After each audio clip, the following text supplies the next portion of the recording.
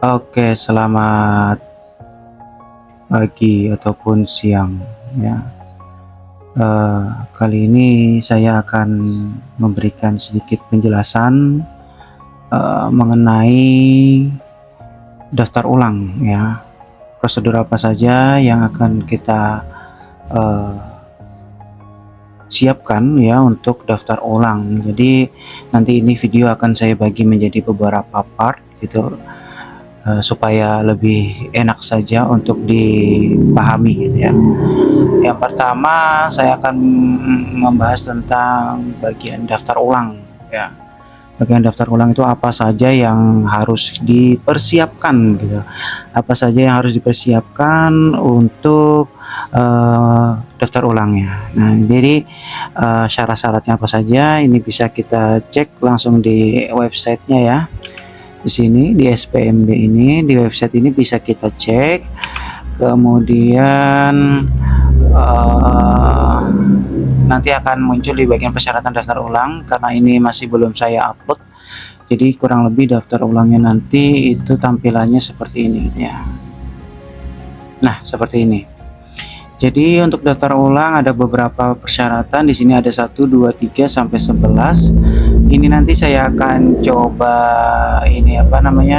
saya akan coba jelaskan secara satu persatu gitu ya, supaya lebih jelas dan tidak membingungkan gitu.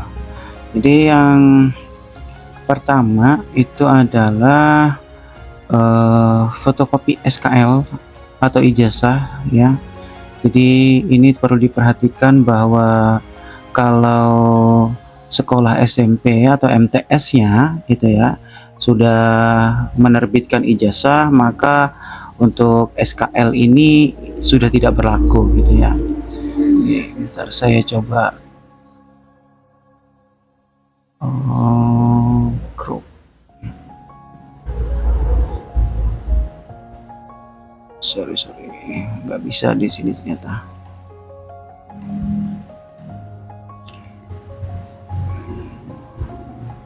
Nah, jadi di sini ya. Jadi kalau sekolahnya sudah mengeluarkan ijazah dan ada transkripnya, maka untuk SKL ini tidak berlaku. Artinya tidak perlu difotokopi kalau sudah punya ijazah. Tetapi kalau belum keluar ijazah dan transkripnya, silahkan difotokopi SKL-nya atau surat keterangan lulusnya. Dan perlu diperhatikan biasanya SKL itu ada dua ya, surat yang menyatakan keterangan bahwa kalian lulus dan ada nilainya. Nah, nanti kalau memang dari sekolahnya itu ada dua SKL-nya, ya berarti silahkan di fotokopi dua-duanya gitu. Tapi kalau cuma transkrip nilainya doang yang dikasih, ya silahkan di fotokopi itu. Sebanyak berapa? Sebanyak 3 lembar. Kemudian ini silahkan diisi, dilengkapi fotokopi kartu keluarga atau domisili asli sebanyak 3 lembar. Maksudnya yang 3 lembar ini adalah fotokopi kartu keluarganya. Kalau yang domisili ini suatu surat yang asli saja, silahkan dibawa. Jadi ini berkaitan dengan kalian pendaftaran saat online ya. Nah, domisilinya itu silahkan dibawa. Kemudian fotokopi akte kelahiran ya, fotokopinya saja itu sebanyak 3 lembar. Kemudian foto berwarna ya, foto berwarna ukuran 3x4 dan 2x3 dengan background biru ya. Masing-masing itu adalah 6 lembar. Artinya 3x4 ini sebanyak 6 lembar, 2x3 juga sebanyak 6 lembar. Nah, jangan lupa nanti di belakang fotonya silahkan ditulis nama kalian. Nah, ini supaya kalian nanti nggak bingung. Jadi biar panitia juga nggak bingung kalau misalkan ada foto tercecer, tahu namanya bisa kita masukkan ke dalam mapnya. Kemudian ada surat keterangan berkelakuan baik dari sekolah yang asli ini ya, tidak perlu difotokopi, cukup 1 lembar saja, yang asli dibawa langsung. Jadi nanti silahkan minta surat keterangan berkelakuan baik yang dikeluarkan oleh sekolah asal atau SMP atau MTS-nya. Kemudian ada fotokopi kartu bantuan sosial PKH atau KIP ya, ini khusus untuk jalur afirmasi. Ini khusus untuk jalur afirmasi. Nah, kemarin ada kebijakan dari Bapak Gubernur melalui Kepala Dinas Pendidikan Kalimantan Tengah bahwa keluarga atau anak atau siswa atau murid ya yang memiliki kartu Huma Betang Sejahtera yang versi terbaru dan kemudian dicek di halaman yang sudah pernah kita sharing di grupnya, di grup itu, dan ternyata datanya ada, maka disarankan untuk masuk ke jalur afirmasi ini.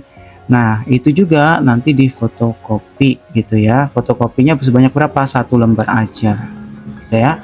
Kemudian materai 10.000 sebanyak 2 lembar. Nah, ini nanti silahkan kalian sesuaikan saja, beli materai 2 lembar. 2 lembar ini nanti digunakan untuk di bagian surat pernyataan atau di verval dan surat penyerahan murid kepada sekolah. Kemudian nomor 8 adalah surat bukti ajuan pendaftaran yang telah diverifikasi di aplikasi. Jadi ketika kalian sudah mendaftar dan kemudian pendaftaran kalian disetujui oleh tim verifikasi, maka ada yang namanya bukti ajuannya yang sudah diverifikasi. Nah, ini biasanya dari poin 8 ya, ini biasanya sudah ada nih atau bukti ajuannya yang sudah diverifikasi gitu ya. Kemudian yang ke-9 itu ada surat kesepakatan orang tua atau wali dari pihak sekolah. Kemudian lembar verbal dan surat pernyataan. Nah, ini nanti ya di sini ada keterangannya. Di poin 9 dan 10 itu menjadi satu file ini ya. 9 dan 10 ini menjadi satu file dan ini nanti kalian download di bagian mengambil verbal, mengambil surat verbal. Nanti ada kita jelaskan video verbalnya. Di situ ada surat keterangan kesepakatan orang tua dan pihak sekolah dan juga ada lembar verbal, begitu juga surat pernyataan. Nanti di situ tinggal kalian download saja gitu ya. Kemudian dicetak dan diisi yang perlu diisi seperti nama orang tua atau walinya, nanti silahkan diisi. Nah, itu ya poin 9 dan 10 ini menjadi satu file, ini dari panitia. Kemudian yang 11 itu ada bukti pendaftaran yang telah diverifikasi oleh panitia pada aplikasi. Nah, biasanya ini nomor 11 ini atau poin 11 ini akan dicetak ya, dicetak oleh panitia pada loket 1. Jadi nanti ketika kalian sudah masuk, kalian akan melewati loket 1 yang dimana loket 1 ini nanti akan dicetakkan bukti pendaftaran yang telah diverifikasi oleh panitia. Jadi ada panitianya di situ gitu ya. Panitia atau tim verifikasi yang akan mengeluarkan atau mencetak dari bukti pendaftaran yang sudah diverifikasi. Kemudian ada beberapa catatan nih, tadi yang catatan 1, 2 ini sudah kita bahas. Kemudian yang ketiga, nanti diharapkan ya ketika daftar ulang itu wajib menggunakan seragam asal sekolah atau sekolah asal, misalkan dari SMP 1, SMP 2 ya sesuaikan sajalah gitu ya. Jadi jangan sampai tidak menggunakan seragam karena ini masih identitas kalian gitu ya. Nanti kalau menggunakan baju jaket dan yang lain-lainnya atau baju bebas itu kita tidak bisa mengidentifikasi. Jadi disarankan menggunakan seragam asal sekolah sesuai harinya gitu ya. Kalau di sekolah di sana misalkan hari Rabu menggunakan batik, Kamis menggunakan batik, ya silahkan disesuaikan dengan hari di sekolah asal di SMP-nya gitu. Kemudian yang keempat nih perlu diperhatikan juga, hitung nilai rata-rata, nilai per setiap semester dan dibagikan jumlah semester untuk mendapatkan nilai rata-rata rapot. Jadi ini nanti rapotnya silahkan dihitung ya nilai per semesternya. Nilai per semester misalkan nilai per semester 1 gitu ya. Nilai semester 1 itu kan ada berapa mata pelajaran tuh misalkan di SMP-nya. Nah, itu dijumlah semua nilainya kemudian dibagi dengan dibagi dengan jumlah mata pelajarannya gitu. Supaya nanti mendapatkan jumlah semester untuk mendapatkan nilai rata-rata rapot. Nah, nilai rata-rata rapot ini dari tadi semester 1 itu di jumlah, kemudian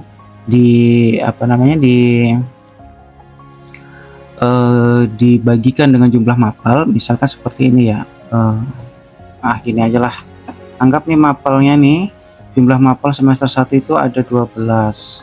Nah, kemudian nilai masing-masing mapel itu kan ada ya, nilai masing-masing mapel itu misalkan totalnya, misalkan nih ya, totalnya ada 300 gitu ya. Nah, ada 300 ini dibagi dengan 12, yaitu total mapelnya. Nah, total mapelnya ya segini.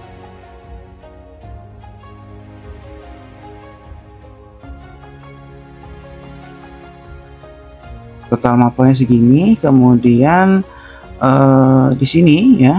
Nah, ini di sini berapa hasilnya nanti gitu. Nah, hasilnya ini bisa